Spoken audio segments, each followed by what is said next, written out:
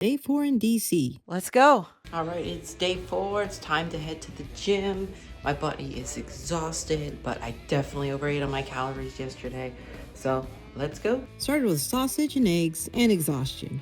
I woke up tired, like really tired. But I told myself, we're not wasting this trip. So I went to the gym anyways.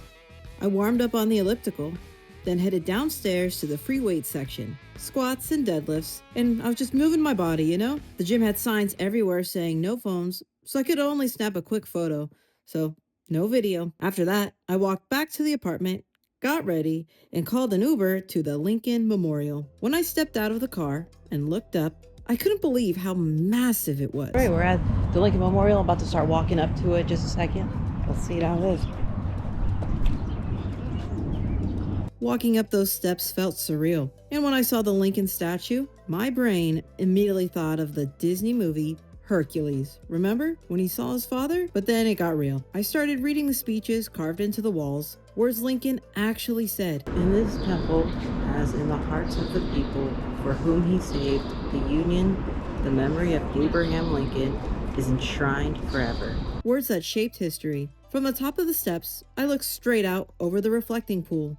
It stretched out long and quiet toward the Washington Monument, standing centered at the far end like it was holding everything in place. The water was partially frozen, and the cold air made the entire view feel still, almost frozen in time. As I began walking down, I paused when I noticed an engraving in the stone. It marked the exact spot where Martin Luther King Jr. gave his "I have a dream" speech. I just stood there for a moment. I remember learning about him in elementary school, hearing the speech in class, and now I was standing exactly where he once stood. That realization hit me harder than I expected. From there, I continued toward the reflecting pool. The closer I got, the quieter it felt. I looked back at the Lincoln Memorial behind me. At the reflecting pool, there's a Washington Monument behind me. Going there next week all the way to the top. For a second, I even thought about Forrest Gump running through the water, calling out for Jenny. DC has this way of blending history with images you grew up seeing in the movies. From there, I walked through the Korean War Memorial. The statues, the faces, the silence. It felt heavy. Then,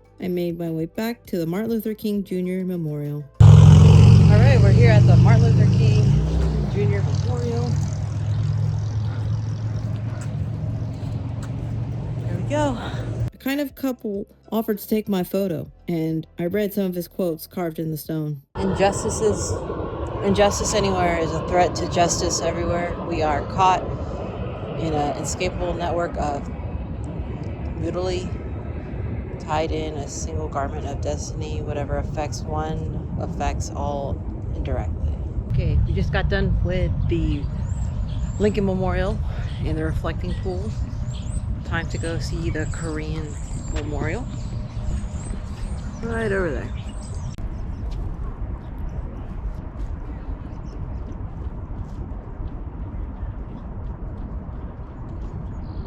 There's so much construction everywhere. I can't even cross the street over there because it's all blocked off. It's right over there, the monument. So, kind of walking around. I think I'm gonna see if the Holocaust Museum is open and see if I can check that out because that was on my list. After that, I realized I was close to the Holocaust Museum. It started sprinkling as I crossed over a small overpass. In the distance, I could see what I believe was the Thomas Jefferson Memorial, along with paddle boats that run in the summer. At the Holocaust Museum, you go through security like the Capitol. Everything gets scanned, metal detectors, and they explained to prevent anyone from trying to destroy the museum, which it honestly shocked me that anyone would ever try to do that. After security, you take an elevator all the way to the top of the 4th floor and you work your way down. I first learned about World War II through Call of Duty when I was younger. Then in high school, I really studied it. But being there in person is just different. The museum begins with American soldiers standing over piles of burned bodies. That image hits immediately. It walks you through how Hitler came to power, how people underestimated him, how they thought, that they could handle him. I also learned about Action T4. It was a campaign targeting people with disabilities and the mentally ill. Then there were bunks from concentration camps. There were book burnings, libraries emptied and set on fire. And then the shoe pile. Thousands of shoes taken from victims. That room was very overwhelming. About halfway through, I started feeling lightheaded. I hadn't eaten, and I could tell my energy was dropping fast. It wasn't just physical, the emotional weight was heavy too.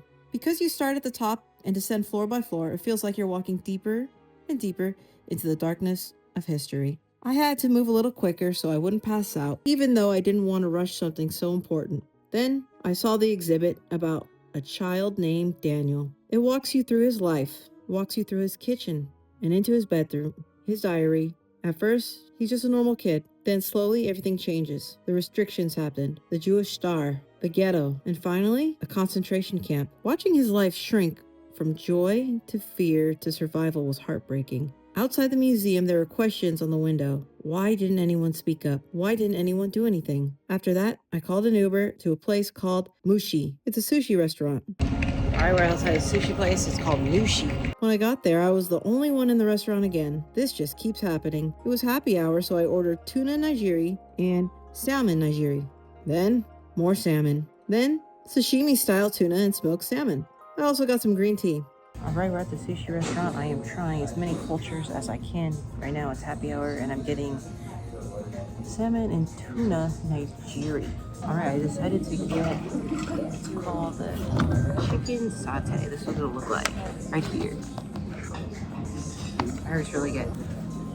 Alright, here's my first one. It's salmon, yellowtail, and tuna. And instead of one waiter, I had 3 or 4. They were incredibly kind and kept recommending dishes. I told them I'm trying different cultures every single night. First night was Peruvian, second was African, and tonight was Japanese. One recommended chicken skewers with a peanut sauce, and that, I can tell you, was amazing. The chicken katse, I think it's called. Oh, chicken satay. It's grilled marinated chicken served with peanut sauce.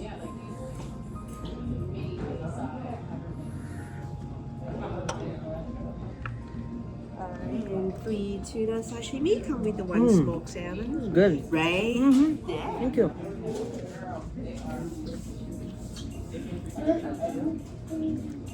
Then I saw green tea cheesecake on the menu, but they suggested mango sticky rice instead. I normally don't eat rice for dessert or coconut, but well, I decided to trust them. And you know what? It was incredible. Normally a chocolate person, but this is really good. Normally I don't like coconut either. It's good. On a summer day, this would be really nice.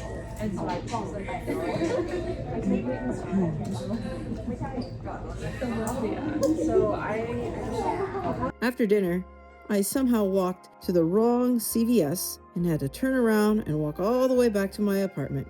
And that was day 4 in DC.